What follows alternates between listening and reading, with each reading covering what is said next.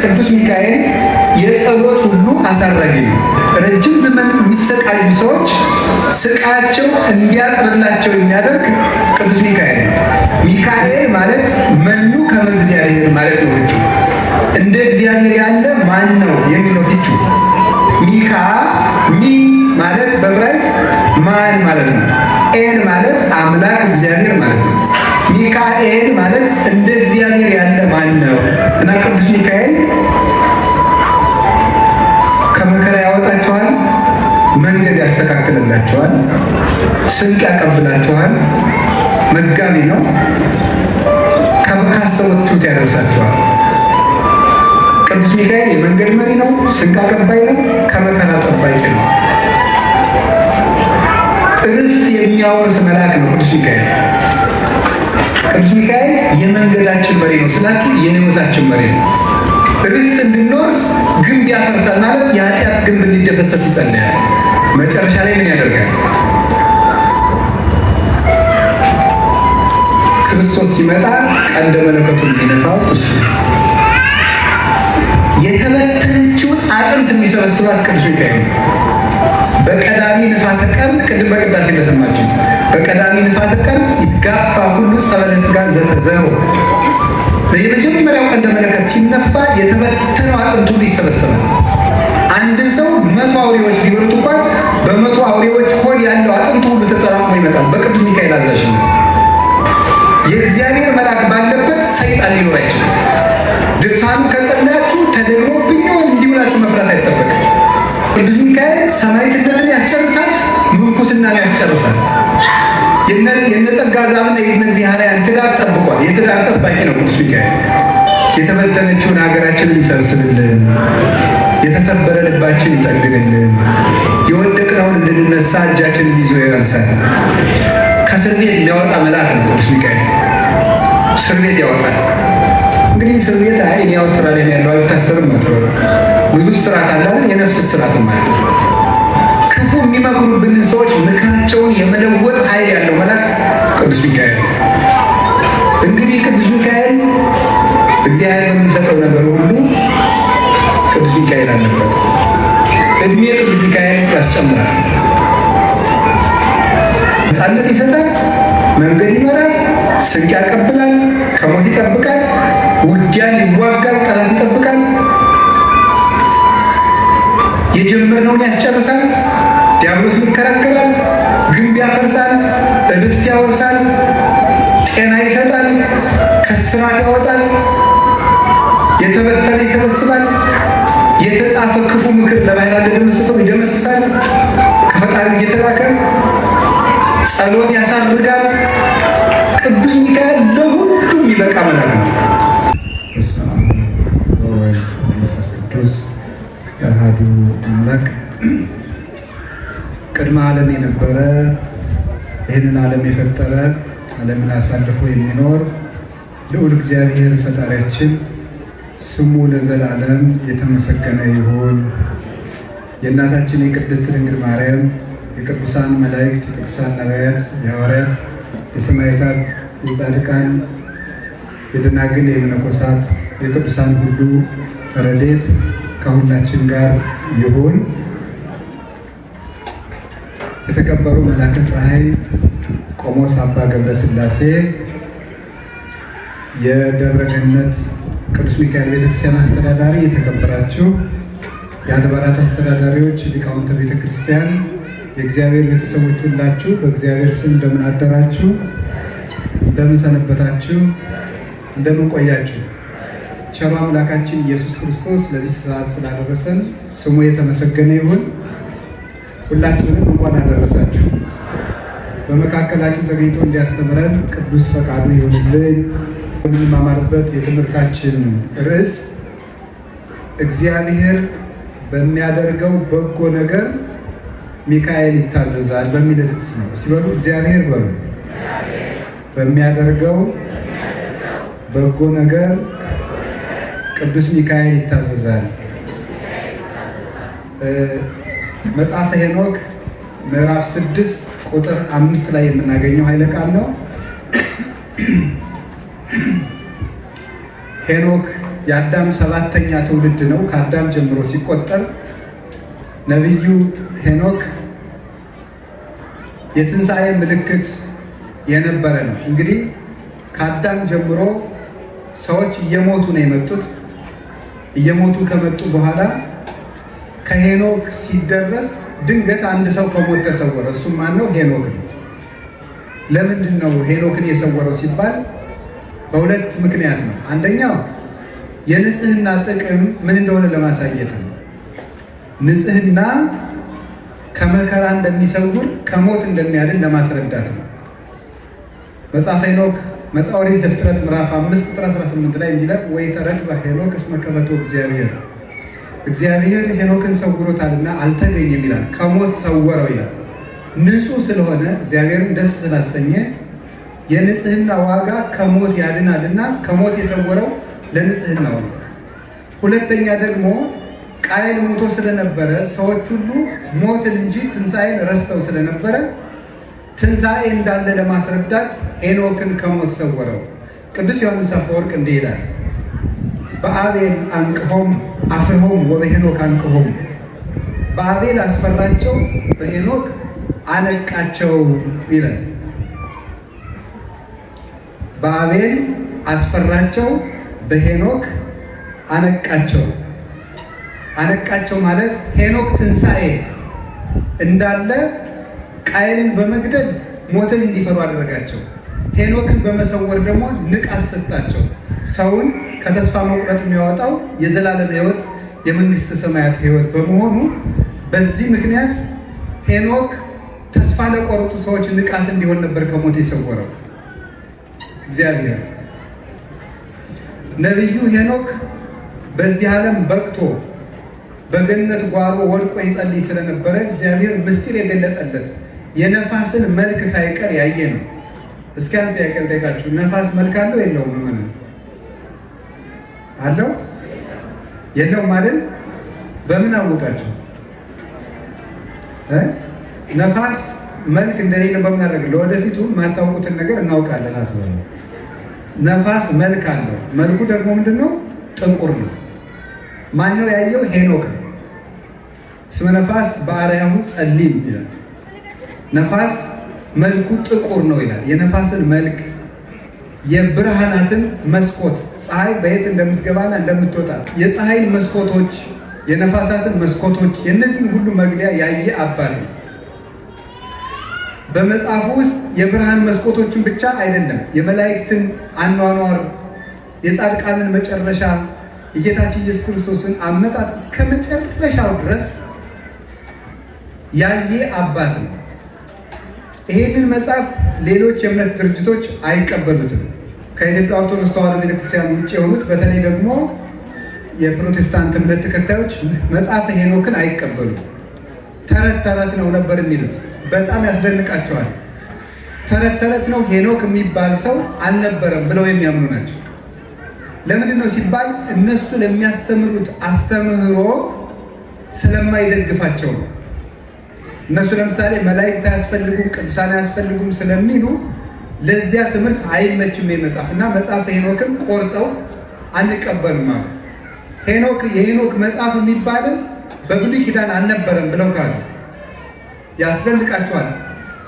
አርኪኦሎጂስቶች ቆፍረው ሙት ባህር ወይም ዴድ ሲ አካባቢ የብራና ጥቅሎች ተገኙ።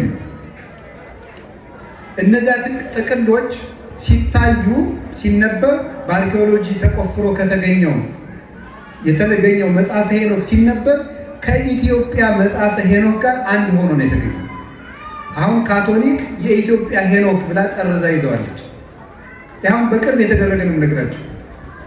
ሰሜን እስራኤል ውስጥ ካለው ሙት ባህር ተቆፍሮ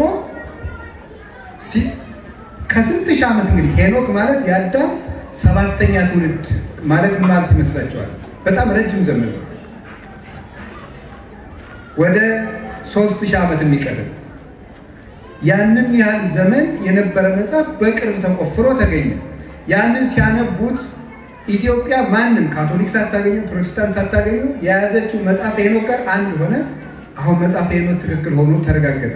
ሁለተኛ መጽሐፈ ሄኖክ ትክክል ለመሆኑ ማን ጠቅሶታል? ሐዋርያው ይሁዳ በይሁዳ ምዕራፍ 1 ቁጥር 9 ላይ ወሚካኤልኒ ሊቀ መላእክት አመ ይትባሃሎ ለሰይጣን የተሃበለ ከመይኑር ጽርፍተ ዳይኒ ወሎ እግዚአብሔር ይስከ። ሊቀ መላእክት ቅዱስ ሚካኤል ስለ ሙሴ ሥጋ ሰይጣን በተከራከረው ጊዜ ይላል በተከራከረው ጊዜ እግዚአብሔር ይገሥጽህ አለው እንጂ ክፉ ቃል አልተናገረው ብሎ የጠቀሰው ሐዋርያ ሄኖክንም የአዳም 7ኛ ትውልድ ብሎ በዚሁ መጽሐፍ ጠቅሶታል። ስለዚህ እግዚአብሔር ከሚያስነሳቸው በራዕየ ዮሐንስ ምዕራፍ 19 ላይ ካሉት እግዚአብሔር በመጨረሻው ዘመን ከሚያስነሳቸው ሁለቱ ወይራዎች የሚባሉት ኤልያስ እና ሄኖክ ናቸው። ሄኖክ ጌታ ከመምጣቱ አስቀድሞ መጥቶ አስተምሮ ሐሰተኛውን ክርስቶስ ተከራክሮ በሰማዕትነት የሚያርፍ ቅዱስ ነው እና እንግዲህ ሄኖክ መጽሐፍ እውነተኛ እንደሆነ መጽሐፍ ቅዱስ ምስክር ነው፣ ታሪክ ምስክር ነው። እንደገና ደግሞ አሁን አርኪኦሎጂ መስክሯል። ይህንን ከነገርኳችሁ ወደ ትምህርቱ እሄዳለሁ። ነቢዩ ሄኖክ ስለ መላእክት ቁጥር እና ድርሻ ነግሮናል። የገብርኤልን ድር ነግሮናል፣ የራጉኤልን ነግሮናል፣ የሰራቅያልን ነግሮናል፣ የኡራኤልን ነግሮናል፣ የሚካኤልን ነገር የሚካኤል ድርሻም ለምሳሌ ቅዱስ ገብርኤል ምንድነው ድርሻው ሲባል ቅዱስ ገብርኤል እባቦችን ጊንጦችን የሚያዝባቸው እሱ ነው ይላል። ደስታን የማብሰር ጸጋም የተሰጠው ነው። ቅዱስ ኡራኤል መብረቅን የሚያዝበት እሱ ነው። ቅዱስ ራጉኤል ብርሃናትን በአጠቃላይ ብርሃኖችን የሚያዝባቸው እሱ ነው፣ እግዚአብሔር የሾመው። ቅዱስ ሚካኤል ድርሻው ምንድን ነው ስንለው ሄኖክ እስመ በዲበ ሰናይቱ ለሰብእ ተአዛዚ፣ እግዚአብሔር ለሰው በሚያደርገው መልካም ነገር ሁሉ ቅዱስ ሚካኤል አለበት ይላል። እግዚአብሔር ለሰው በሚያደርገው መልካም ነገር ሁሉ ቅዱስ ሚካኤል ሳይሰማ የሚሆን መልካም ነገር የለም። በዚህ ላይ የሾመው የመልካም ነገሮች ሁሉ መልእክተኛ ነው ቅዱስ ሚካኤል፣ የመልካም ነገሮች ሁሉ። ምክንያቱም ሳጥናኤል ተዋግቶ ከወደቀ በኋላ ሊቀ መላእክት ሆኖ የተሾመ የመላእክት ሁሉ አለቃ ሊቀ መላእክት ሆኖ የተሾመ ማን ነው? ቅዱስ ሚካኤል። ሚካኤል ሊቀ መላእክት መኑ ከማከ ልዑል፣ መላእክት ከመላእክት መካከል እንዳንተ ያለ ልዑል ማን ነው? ቅድም በመዝሙር የተዘመረልን እንዳንተ ያለ ልዑል ማን ነው? ከመላእክት ከፍ ያለ ማን ነው? አስተምህር ለነ በ10ቱ አርባዕቱ ትንቢልናከ ይላል ቅዱስ ያሬድ። በ14ቱ ልመናዎች አማልደን ብለዋል ቅዱስ ሰንበት ተማሪዎች ሲዘምሩ። ምንድን ናቸው እነዚያ? በ14 ልመናዎች 10ቱ አርባዕቱ ትንቢልናከ የቤት ስራ ሰጥቻቸው አልፋለሁ። የቅዱስ ሚካኤል 14ቱ ልመናዎች ምንድን ናቸው? ይሄንን መዝሙር ስታጠኑ እንድትጠይቁ የቤት ስራ ሰጣቸዋል። ወደ ትምህርቱ ይሄዳል። ቅዱስ ሚካኤል ግን እግዚአብሔር ለሰው በሚያደርገው መልካም ነገር ሁሉ የተሾመ ነው። የመጀመሪያ ሹመቱ ምንድን ነው? ምን ይመስላችኋል? የመጀመሪያው ሹመቱ ቅዱስ ሚካኤል የጸሎት ሁሉ አሳራጊ ነው። በቤተ ክርስቲያን ውስጥ 9 መላእክት አሉ። 2ቱ ከቤተ ክርስቲያኑ በር ላይ የሚቆሙ ናቸው። 2ቱ ደግሞ ከቤተ ክርስቲያኑ ከበረንዳው የሚቆሙ ናቸው። 2ቱ ቅኔ ማህሌት ላይ የሚቆሙ ናቸው። 2ቱ ቅድስት የሚባል የቤተ ክርስቲያን 2ኛው ክፍል። ቅኔ ማህሌቱ ላይ 2 መልአክ አለ። ቅድስቱ ላይ 2 መልአክ አለ፣ የቤተ ክርስቲያኑ 2ኛው ክፍል። መቅደሱ ላይ 1 መልአክ አለ። ለምሳሌ ሕዝብ ሲበደል፣ ድሃ ሲበደል፣ ሰው ኃጢአት ሲሰራ ግፍ በዛ፣ በዚህ ሀገር ላይ መቅሰፍት ይታዘዝበት፣ ይሄ ሕዝብ ተነግሮ አልሰማም ብለው ከቤተ ክርስቲያኑ በር ላይ ያሉት ከቤተ ክርስቲያኑ በረንዳ ላሉት ይነገራል። ከቤተ ክርስቲያኑ በረንዳ ያሉት ከቅኔ ማህሌት ላሉት ይናገራል። ከቅኔ ማህሌት ያሉት ከቅድስት ላሉት ይናገራል። ከቅድስት ያሉት መቅደስ ላሉት ይናገራል። መቅደስ ያለው አንድ ነው። መቅደስ ያለው ለቅዱስ ሚካኤል ይናገራል። ቅዱስ ሚካኤል ለእግዚአብሔር ያቀርባል። እግዚአብሔር መቅሰፍት በዚያች ሀገር ላይ ይዘዝበት ብሎ የሚሰጠው ለቅዱስ ሚካኤል ነው።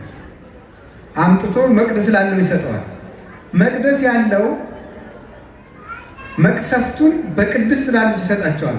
ቅድስት ያሉት ቅኔ ማህሌት ላሉት ይሰጣቸዋል። ቅኔ ማህሌት ያሉት በበረንዳ ላሉት ይሰጣሉ። በበረንዳ ያሉት ከቤተ ክርስቲያኑ በር ላይ ላሉት ይሰጧቸዋል። እነዚያ አንስተው ለሀገር መቅሰፍት ያዛሉ። መቅሰፍት የሚጀምር ከየት ነው? ከመቅደስ ነው። መቅሰፍት የሚጀምረው ከመቅደስ ነው። እግዚአብሔር ማጥፋት የሚጀምረው ከመቅደስ ነው። የጊዜ ጉዳይ ነው እንጂ እግዚአብሔር እየተቀለደበት የሚያኖረው ሰው የለውም። ወይ እስከምንመለስ ነው።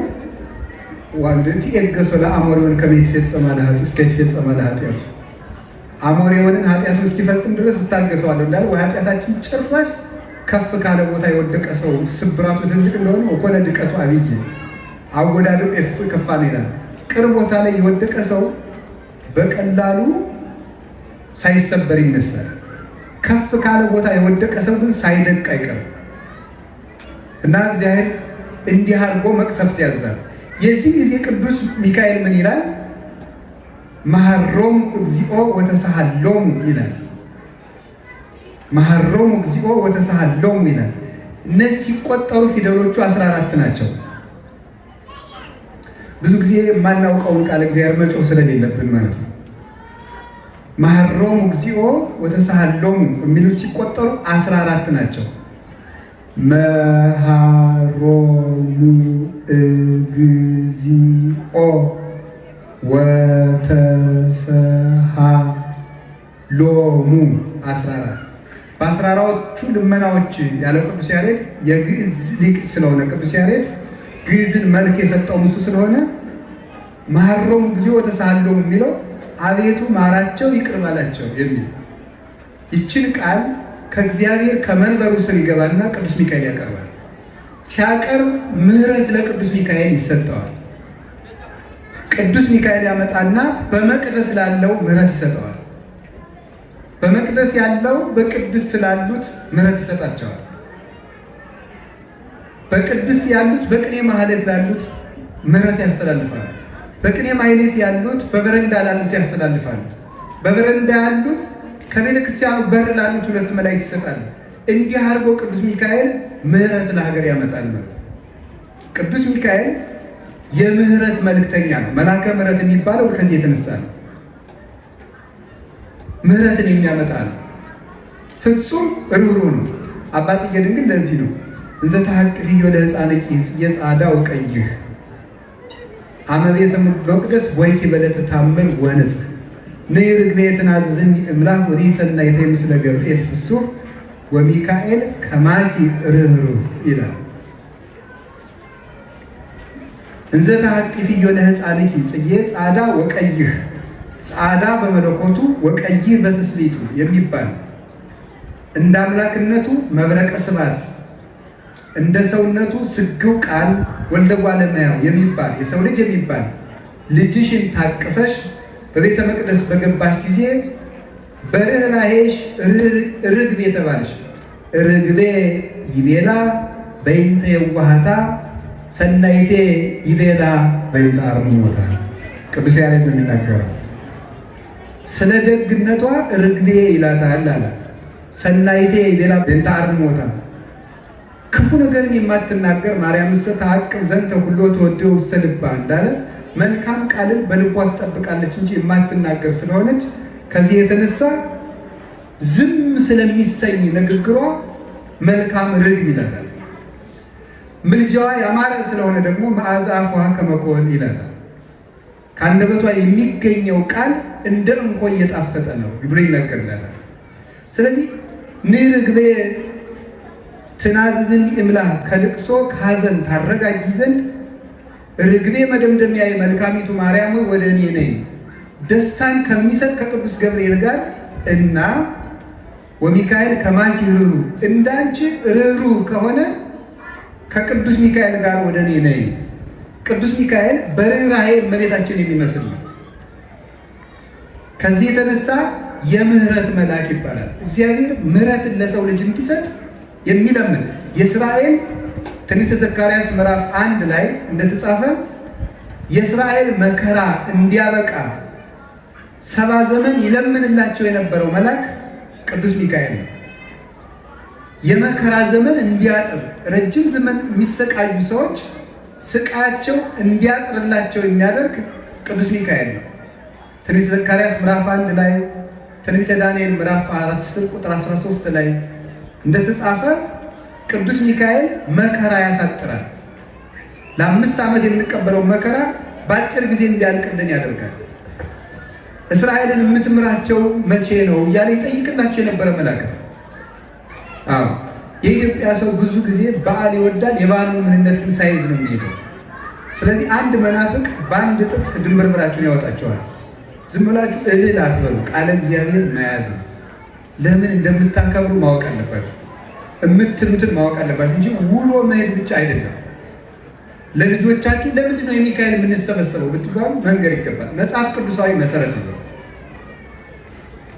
ስለዚህ አንዱ ቅዱስ ሚካኤል ጸሎት ማሳረግ ነው። አጠቃላይ መላከ ምክሩ ለልዑል ተብሎ የሚነገርለት ስለሆነ በምድር ላይ የሚደረጉ ጸሎቶች ሁሉ በቅዱስ ሚካኤል በኩል ነው ለእግዚአብሔር የሚቀርበው። አንድ ሁለተኛ መከራ እንዲያጥር የሚጸልይ መልአክ ነው ቅዱስ ሚካኤል። ሶስተኛ መልካም መንገዶችን ሁሉ የሚመራ ነው። መልካም መንገዶችን ሁሉ ይመራል። ለምሳሌ የእስራኤልን ጉዞ የመራ እሱ ነው። መርሆሙ መዓልተ በደመናው ኩሎ ሌሊተ በብርሃነ እሳት አውጽኦሙ ለሕዝቡ በትፍሥሕቶ በሐሴት። በቀንና በሌሊት ሕዝቡን ቀን በደመና ሌሊት በብርሃን መራቸው። ሕዝቡን በተድላ ደስታ ከግብፅ አወጣቸው። እንዘ ሚካኤል የሐውር ቅድመ ትዕይንቶሙ ለእስራኤል።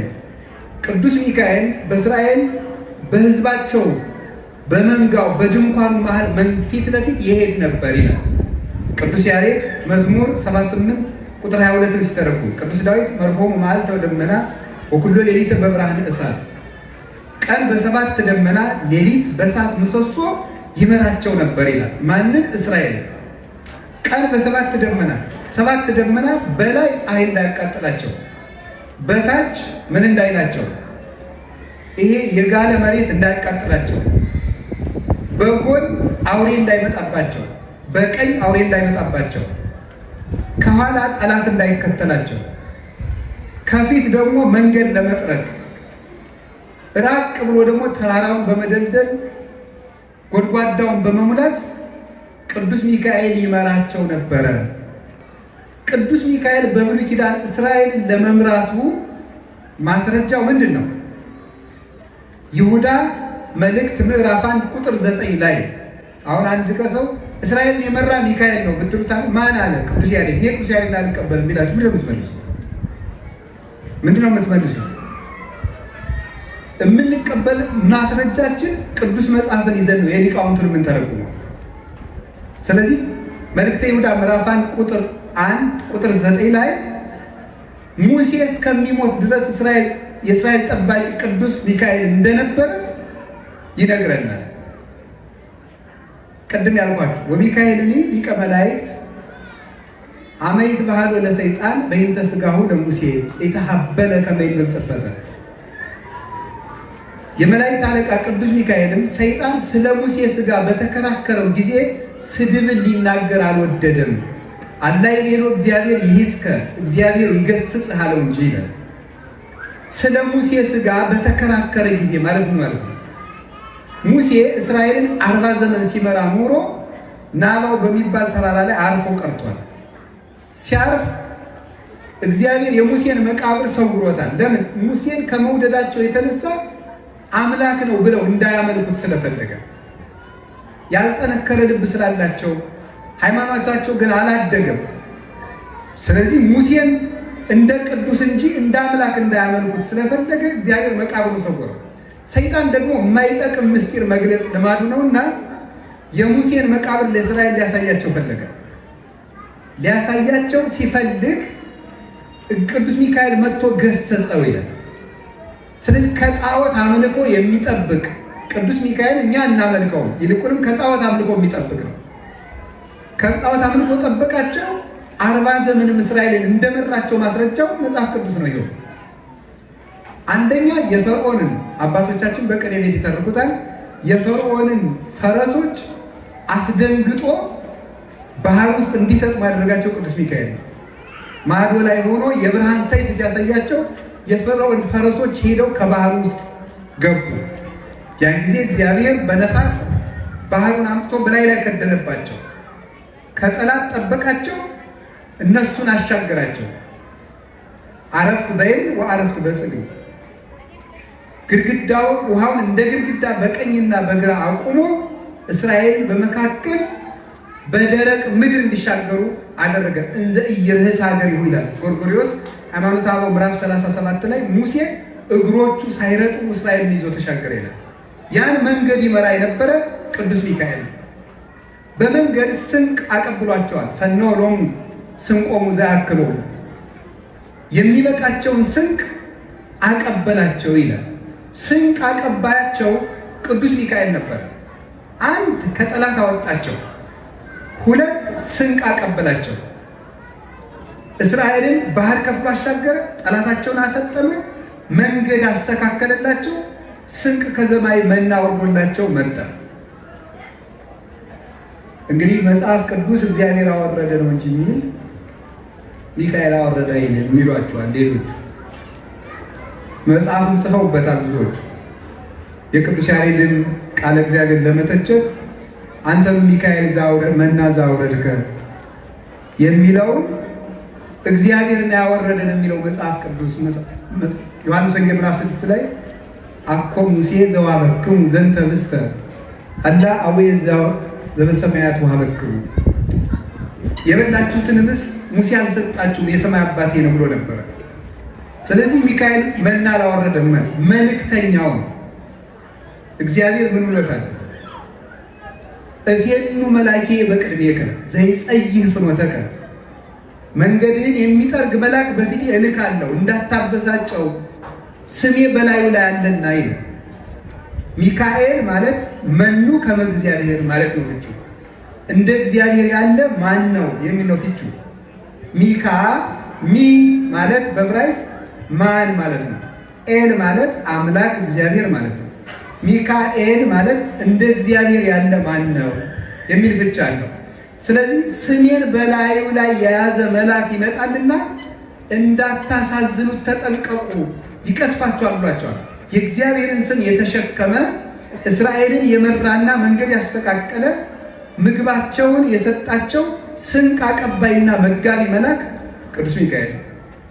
በየትኛውም የአብነት ትምህርት ቤት ውስጥ የቅዱስ ሚካኤል ድርሳን የማይነበብበት የአብነት ትምህርት ቤት የለም። ያው እያውደለደለ የማይደግም አብነት ትምህርት ተማሪ ሊኖር ይችላል። እየገባው ሲመጣ ነው የሚደግመው።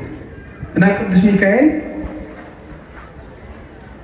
ከመከራ ያወጣችኋል፣ መንገድ ያስተካክልላችኋል፣ ስንቅ ያቀብላችኋል፣ መጋቢ ነው፣ ካሰባችሁት ያደርሳችኋል። ቅዱስ ሚካኤል የመንገድ መሪ ነው፣ ስንቅ አቀባይ ነው፣ ከመከራ ጠባቂ ነው።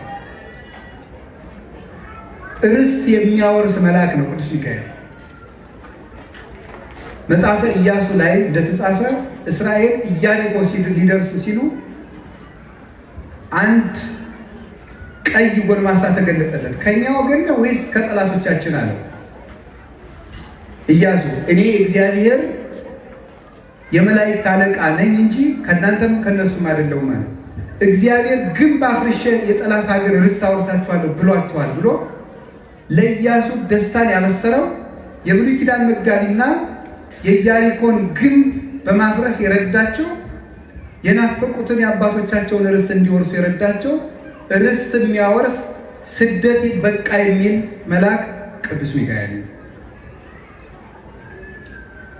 ቅዱስ ሚካኤል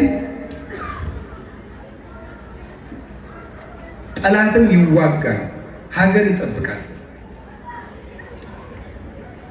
ትንቢተ ኢሳይያስ ምዕራፍ 37 ላይ ስትመለከቱ ሰናክሬም የሚባል የፋርስ ንጉሥ ነበር። ሰናክሬም 10ሩን ነገድ የእስራኤል ወገኖች የማረከ ነው። 10ሩ ነገድ የሚባሉት ሰሜን እስራኤል ላይ የሚኖሩት ናቸው። እና መጀመሪያ መጥቶ ሳለ ሰናክሬም እስራኤልን ለመውረር መጥቶ ሳለ የእስራኤል ንጉሥ ወደ ሁለቱ ነገድ ንጉሥ ወደ ኢየሩሳሌም መጥቶ አንተም ገብር ለጣዖትም ስገድ አለው። እኔም አልሰግድም ጣዖትም አላመልክም አለ። በማን ተመክተ ነው እንዲህ የምትለኝ? የሙሴን ታቦት እንደሆነ ያችን ወይም የተቀጠቀጠ ሸንበቆ የመሰለ የሙሴን በትር እንደሆነ አያድንህም፣ ቶሎ ብትገባ ይሻልሃል አለ። ሕዝቅያስ ንስሐ ሲገባ ሲያለቅስ የእስራኤል ንጉሥ ነው። በአንድ ቀን 185,000 የሰናክሬም ወታደሮች አልቀው እንዲያድሩ ያደረገ ቅዱስ ሚካኤል። ኢየሩሳሌም ሊያፈርሱ ትንቢተ ኢሳይያስ ምዕራፍ 37 ላይ እንደምናነበው 185,000 ወታደሮችን የሰይፉን ብርሃን ብቻ በማሳየት አልቀው እንዲያድሩ ያደረጋቸው ቅዱስ ሚካኤል። እግዚአብሔር በቅዱሳን መላእክት አድሮ ሀገር ይጠብቃል። እስራኤልን ከወራሪ ያዳናት መልአኩ ቅዱስ ሚካኤል ነው። በመጨረሻ የምነግራችሁ አንድ ሁለት ነገሮችን ነው። እየደከማችሁ ነው። ወከዊ ነው መንፈቀ ሌሊት ደቀሳ ሆኖ ማያለበት ነው። ሁሉም እየተኙ ነው። ለምን እየተኛችሁ ነው? እንደዚያ ስለሆነ ከቃሉ ጋር ናችሁ። እግዚአብሔር ከሁላችን ጋር ይሁን። እግዚአብሔር ከሁላችን ጋር ይሁን። እግዚአብሔር ከሁላችን ጋር ይሁን። ብዙ ሊናገሩት ሆድ ባዶ ይቀራል።